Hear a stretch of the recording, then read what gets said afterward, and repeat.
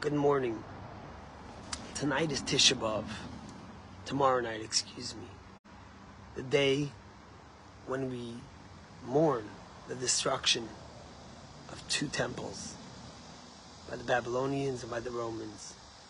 This whole period of 9 days is a time of introspection, of prayer. It's a time when we're supposed to emphasize love and unity. Yet when you look across at Israel, it's so sad to see what's going on. Anyone who loves Israel is in pain by what's going on. Anyone who loves the Jewish people, who cares for the future of Israel, is in pain to see brothers and sisters fighting with each other, running each other over with a car, shooting guns in the air. We're one people. We're one nation. We're not supposed to agree always. But we're supposed to be civil. We're supposed to find compromise. We're supposed to find unity within us. Empathy, to love, to understand that someone might care and think different than you. No matter what your opinion is. No matter what side you're on. True unity is not when everyone thinks like you. But true unity is when you're able to recognize that someone might think different and find a middle ground. And that's not what's been happening. You know, the beginning of this week's Torah portion, Moses turns to God and he says, Ata Achiloisa, you have begun to show me your greatness, your grandeur, your miracles. Allow me to go into the land of Israel. Moses is begging, is pleading his whole life. He wanted to go into the land of Israel. The rabbis say that the word Ve'et Chanan, which is the name of the portion, is the numerical value of 515, because Moses prayed 515 times. 515 times. And the next verse, God tells him, Moses, Rav Lach, enough.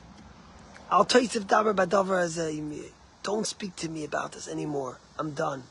Go up on the mountain, see the land, the promised land, because you will not go in there. And the rabbis ask, if God wanted to tell Moses that his prayers are not going to make a difference, he could have just told Moses, you can pray however much you want, I'm not changing my mind. Why does he tell Moses, stop praying? Many commentaries discuss this and give different answers. But the Munketcher Rebbe, the great Munketcher Rebbe, says something very daring. He says what God was telling Moses is Al Toisif. Please don't pray anymore. Because ultimately, if you continue praying, I will have to listen to your prayers. Because the power of prayer is so strong, is so mighty, is so awesome, is so penetrating, that I will have to relent and allow you to go in. But you can't go into Israel now. Because if you go in, the temple you build will never be able to be destroyed. And if I can't destroy the temple, I will have to destroy the people. So please, Moses, Al Taisif, stop praying. Says the Munketcher. Think about this power. Where God is basically telling Moshe and telling each and every one of us by putting it in the Torah, is never underestimate the power of prayer. Prayer breaks every single barrier. The Midrash says that when Moses heard he won't be able to go into Israel anymore, he made a circle and he said, I'm not leaving here till I will be allowed to go in. And at that moment, God turned to all the gates of heaven and asked them to close, not to listen to Moses' prayers, because the prayers are so powerful. But the Munketcher says something even more. He says, Moses' 515 prayers that he gave were not in vain. Because ultimately, God listened to them. How? By instilling within every single Jew that passion for redemption, that yearning to be in the Holy Land. We spent 2,000 years in exile and never did it leave our lips. L'shana haba b'Yerushalayim, next year in Jerusalem. Never did we cease from praying with our faces towards east, towards Yerushalayim. Never did we give up hope. Lishu ascha kivinu kol hayom. We prayed for God's hope. We waited for God's salvation every day. We cried every day in the prayer that Tzemach David Abdecha, please usher in the time of redemption. Says the Munketcher, God tells Moses, stop praying, because if you continue to pray, I will have to relent, and that's not the time for it. But even the 515 prayers that Moses gave, God, listen to them. They weren't in vain. Because prayer is never in vain. God always hears prayer when it comes from the heart and it's sincere. And that's what we need now more than ever. We're sitting in the diaspora. We could give our opinions. And we could support those that we believe in.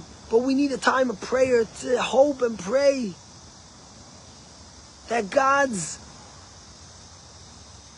division, that God gives us the strength, that unity takes over division and reason takes over anger. And people are able to look at someone with tolerance and kindness and be able to understand that someone might think different than them. They say the story about this guy who was at the kotel, and he saw a blind man go over and touch the stones with his hand, feeling the stones. And he hears the guy whispering and praying, and he can't hear all the words, but in the middle he listens to the guy tell God, God, this I told you yesterday already, sorry. And he said it made it so real. The prayers weren't just theoretical things. This guy was having a conversation with God. And God was listening. In the Talmud, the time of Tisha B'Av, the saddest time of the year, is called a moed, a festival. Why a festival? We mourn the destruction of the temple.